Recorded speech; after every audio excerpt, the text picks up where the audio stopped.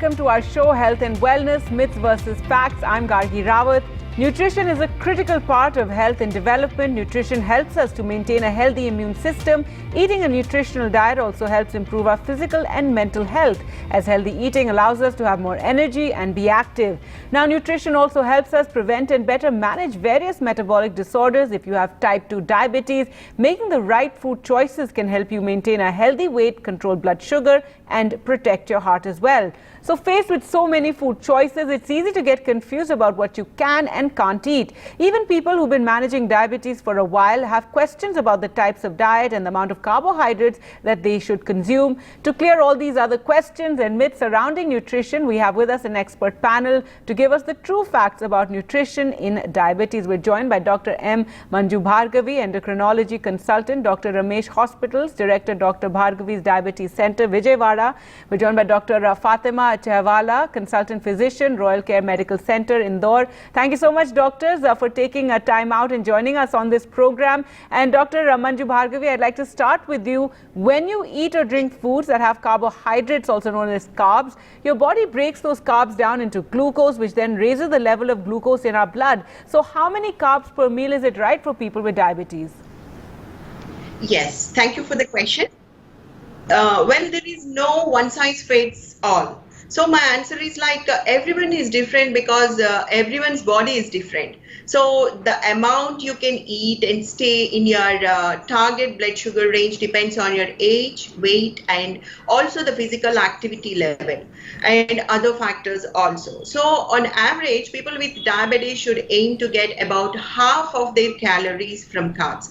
That means if you normally eat about 1800 calories a day to maintain a healthy weight, about in that 800 to 900 calories can come from the carbs itself. So at 4 calories per gram, that's around 200 to 225 grams a day should be consumed. So try to eat about the same amount of carbs at each meal to keep your blood sugar level steady throughout the day. And counting the carbs or carbohydrates and keeping track of the carbs in all your meals, snacks and drinks is very much important and can help you match your activity level and also the medicines to the food you eat. So many people with diabetes count carbs to make managing blood sugar very easier, which can also help them to stay healthy long and longer. So feel better and improve their quality of life. So prevent or delay in this causes many diabetes complications such as kidney disease, eye disease, heart disease, and stroke. So for each and everyone, it is always very important to count the carbs, and an average at 4 calories per gram, it should be like 200 to 225 grams per day they have to consume. All right. Dr. Fatima, is it true that in patients with type 2 diabetes, cholesterol metabolism differs from non-diabetic people, and what effect does it make on the diet of people with diabetes? Basically, cholesterol is a fatty substance which is present in the blood, and this makes a lot of changes in our body. In a sense, it is needed for the digestion of food. There's also it is helpful for the synthesis of certain hormones in the body. So it's a very important component. But what happens in the diabetic patients is, because of their raised blood glucose levels, basically these patients, they tend to use that extra glucose in the synthesis of cholesterol. So the diabetic patients have an inbuilt cholesterol synthesis being on the increased side. So that's why they have certain cholesterols which are known as the bad cholesterols. That is the LDL cholesterol plus the triglycerides. They tend to be very high in these diabetic patients. And the good cholesterol levels, that is the HDL cholesterol, that is the high density lipoprotein levels, they are supposed to be low in these patients. So it is very important that we manipulate the diet of these diabetic patients in such a way that they tend to have a little further reduction in their bad cholesterol levels and increase in their good cholesterol levels. Right, so Dr. Manju... All right, we're moving on. Dr. Manju Bhargavi, what is diabetic food or diabetic meal? Is it different from the ordinary or routine meal that a normal person eats? Yes, what I say is there is there is not a single optimal diet or meal plan for people with diabetes, the best diet for you depends on many different things, including your health concerns, even your weight loss goals, and also the personal preferences. So there are certain general recommendations there to help and manage the ABCs. What is ABCs means? It is like HbA1c, 3 months average blood glucose levels in your blood, and B is the blood pressure, and C is the cholesterol. So to help and manage these ABCs and promote good health, generally the experts recommend that all people with diabetes aim to maintain a healthy weight. That is by decreasing the calorie intake and increasing the physical activity, and also to monitor their carbohydrate intake. So general recommended guidelines for a healthy diet, or just they are similar for adults even without diabetes also. That is like a healthy diet should be, it includes carbs from fruits, vegetables, whole grains, legumes, and even low fat milk always should be encouraged. And people with diabetes are advised to avoid the sugar sweetened beverages, that is including the fruit juice. So many people they think that if they consume fruit juice they can attain a very good weight loss and all that, but there are certain carbs in even the fruit juices also. And the other point is, in general, there are variety of eating patterns are there, like low fat, low carbohydrate, and even the Mediterranean, vegetarian diet also there. All these diets are acceptable for them. So eating a healthy diet that contains a lot of foods, you'll make it easier to stick to your plan. That is the basic important thing. And the ideal amount of carbohydrate intake is always uncertain. However, it is important for people with diabetes to monitor carbohydrate intake in order to manage their blood glucose levels and adjusting the insulin dosing as per the requirement. So it is very important for a diabetic patient to take the diabetic medication on right time before the meal, which is very important in reducing the blood glucose levels in the food as soon as the food is ingested. So these are the main primary concerns which the meal should be included, and also the medications also very much important on certain in particular time. All right, and staying with the foods for those with diabetes, Dr. Fatima, there are many sugar-free products available in the market. For example, sugar-free aerated drinks, sugar-free sweets. Are these products safe for people with diabetes? Actually, these artificial sweeteners, otherwise called as sugar substitutes or even low-caloric sweeteners, basically they do not have any calories, but they have increased sweetness in them. They're almost 100 times sweeter than the regular sugar which is available in the market. They were actually made for diabetics, so in a sense that if they're used in a smaller quantity, it is okay, fine, they can reduce the calorie, but we should remember that these are chemicals and they do have their effects, in a sense that a few are known to cause crampy sensation plus diarrhea a few can have. And one unfortunate thing is that these artificial sweeteners, when taken, they do not satisfy the satiety levels in the brain. So there is always an increased craving for these sugar, and this unfortunately increases the appetite further and causes weight gain and metabolic syndrome in the patient subsequently. So always the quantity of food, the quantity of intake once in a while is fairly permissible, but not as a routine. So that has to be taken care of. All right, so one should try and limit this as much as possible, as you pointed out. Now, Dr. Manju Bhargavi, if a person manages to control his or her blood sugar well, then does that person get leverage to eat whatever he or she wants, have certain cheat days? So what I say is no, because making changes to your diet plan is a very key part of managing diabetes, that is especially both the type 1 and type 2 diabetes also. What I said about the ABCs and all that in my previous question, so it should be well maintained in your blood. So a blood test that measures your average blood sugar level over the past few months is very much important. And also keeping your blood sugar at or near your goal level, that helps to decrease the complications as well. So dietary changes are typically focused on eating nutritious foods, but not all junk food and everything and whatever you eat. So it should be focused on eating the nutritious food plans and getting and maintaining a healthy weight. So if you take an insulin, you may also need to be consistent about what you eat and when to eat. So having to pay careful attention to your diet can be a challenging also. So it can help to work with a dietitian to create a plan for them that is in a tailored way to your specific situation including what diabetes medications you take and what the lifestyle you maintain, and also the personal preferences, what to maintain. So always the diet plan should be in a preferable way, and it should be maintained well.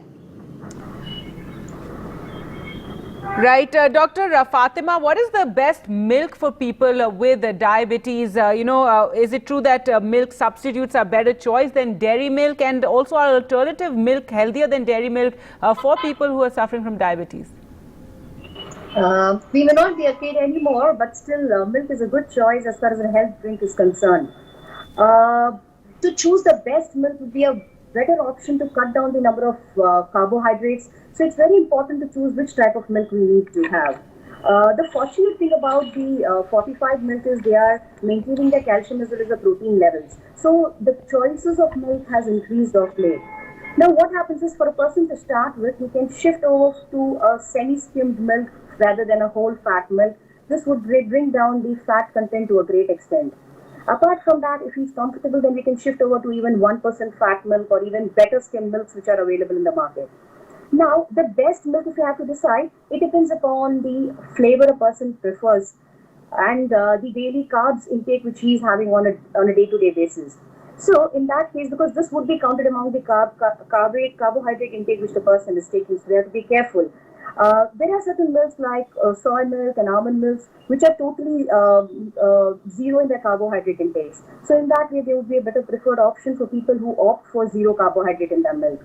And apart from that, there are many other fortified milks which are available which can be considered. But one thing what one should remember is, there are certain products which mentions in them saying that it's just 1% fat milk. These are the dicey places where one has to be careful, because though the fat content is low in these types of milk, they might be still good in their calorie count.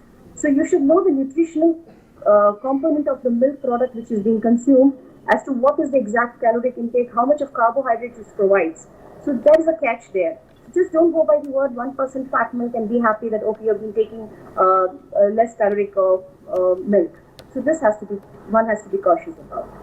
All right, so one has to remain cautious. Well, you're watching Health and Wellness, Myths versus Facts. We're talking about nutrition for those with diabetes. We'll slip into a short break and come back with more. Stay with us.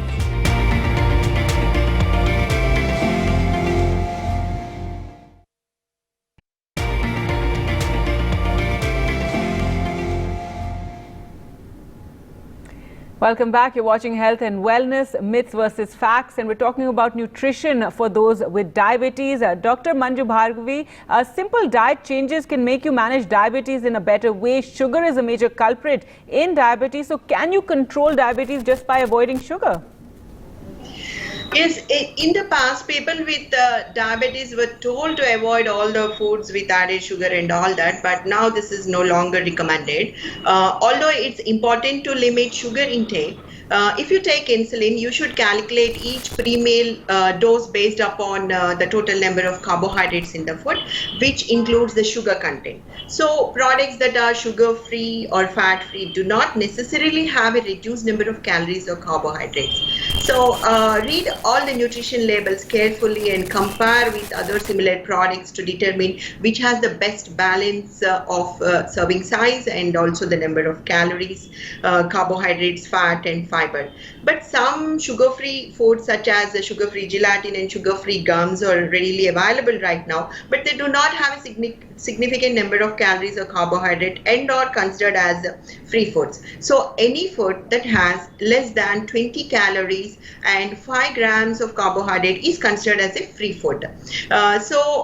Meaning that it does not affect body weight or require an adjustment to your medication. So artificial sweeteners do not affect the blood glucose levels and may be considered in moderate proportions. So if you consume sugar sweetened beverages regularly, a beverage contains an artificial sweetener, now they are readily available in the markets, can be a good short-term replacement strategy. So however, the best approach is to avoid both sugar sweetened and artificial sweetened beverages and try to drink more water and recommended proportions of fruits and all that to maintain good glycemic levels in the blood. All right, Dr. Fatima, now there's some articles on the internet that, there's a lot of articles on the internet, but some state that certain foods can reduce blood sugar quickly. Do such food items even exist, or is this all just a myth?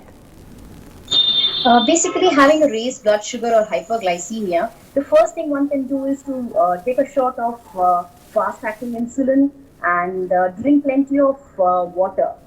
And one has to be careful that their sugar levels do not exceed 250. If they do so, then one has to rule out that he's not having ketoacidosis. So if that's confirmed, then in that case, then they could shift over to taking smaller meal portion size and drinking plenty of fluids and exercising. This would be the better bet to go about. And actually, if the person is able to follow a better lifestyle wherein he's able to have a consistent diet which is rich in whole grains, vegetables, fruits, and lean proteins, he wouldn't have these spikes coming up. And if in case they do, there are certain herbs which are available in the market like berberine, but on a regular basis they cannot be consumed. So it's always better to have a balanced diet, regularly exercise, and keep a stress-free lifestyle, and maintain their weight. So this would be the better way of looking about rather than just taking care of the spikes which occurs in their sugars. So this is one thing which we should consider. All right, Dr. Manju Bhargavi, what is a glycemic index, and does a person with diabetes need to then eat only low GI foods at every meal to see a benefit? Well, this is a very important question everyone should know. The glycemic index is nothing but it is a rating system for foods containing the carbohydrates. So it shows how quickly each food affects your blood glucose level when that food is consumed on its own. Glycemic index is to be understand, it is a measure of a relative impact of carbohydrate containing foods on serum glucose. So a particular food's GI means glycemic index. It is determined by evaluating the incremental raises of blood glucose after taking the food which contains 50 grams of available carbohydrate when compared with the same amount of carbohydrate from your reference food, usually like white bread or glucose or something. There are three categories in this glycemic index. First one is low glycemic index. That should be, the figure should be 55 or less than 55. And next category is about the medium glycemic index. It should be between the 56 and to 69. And the third category is high glycemic index, that is 70 or more, which is not particularly and practically consumed by a diabetic patient. And for the next question what you asked, I generally say no, because a person with diabetes do not needs to eat only the low GI foods at every meal to see a benefit, as one limitation of GI values is that they don't reflect the likely quantity you would eat of a particular food, because a GI value tells us nothing about the other nutritional information as well. Like for example, if you consume the whole milk, it has a GI value of 31 and GL value, that is a glycemic load value of 4. This is for 1 cup, that is 250 milliliter serve. But because as it contains high fat content, whole milk is not the best choice for the people who wants to achieve their weight loss or weight control. So this is the better example. And the rest is like the GI value of any food item is affected by several factors, including how the food is prepared, how it has to be processed, and what other foods are eaten at the same time. Also, there can be a range in GI values for the same foods even. Let's take an example of South Indian breakfast. Lot of research had been done for this to assess the glycemic index and all that. Generally, the mean values for healthy subjects, if you take chapati, the glycemic index is 44, dosa 55, idli 60, like that. But when tested on subjects with the diabetic individuals, which are non-insulin dependent patients, here the numbers have been changed. Like for them, the chapati will be high, that is 81, dosa will be 77, and idli will be 77. Here, what do you notice here? That it is a little disappointing if you are watching your sugar levels. So some of the beloved South Indian dishes like idli, dosa, they have the high glycemic index. All right. So I have time just for one more question to Dr. Fatima now. And what are many high fiber foods? They said that they're good for health. Which food items especially contain high fiber? Basically, fiber is something which helps us in a sense it is insoluble and there are soluble fibers available. Now, soluble fibers, they basically form a gel-like substance in the body, and then this helps in delay the absorption of carbohydrates, and that it is good. So the fiber-rich foods, basically, when we consider the whole grains are good in fibers, and especially vegetables, and all green leafy vegetables are good in fiber. Apart from that, oatmeals are good, and fruits like apples, oranges, blueberries, these are supposed to be rich in fiber content. Now, one more thing, coming back to the sugar foods which reduces the sugar levels, we should not forget our traditional own food items available in India, like, for example, fenugreek is supposed to be very good. It's rich in fiber as well and helps in reducing cholesterol too. Right. Apart from that, even certain vegetables like okra or bhindi, that is very good for the diabetic patients. It's rich in fiber as well. Right. So, like Well, even I'm garlic sorry, is Doctor, supposed we're to be completely out of time, but thank you so much, doctors, for joining us on the program, and thanks everyone for watching at home. Goodbye.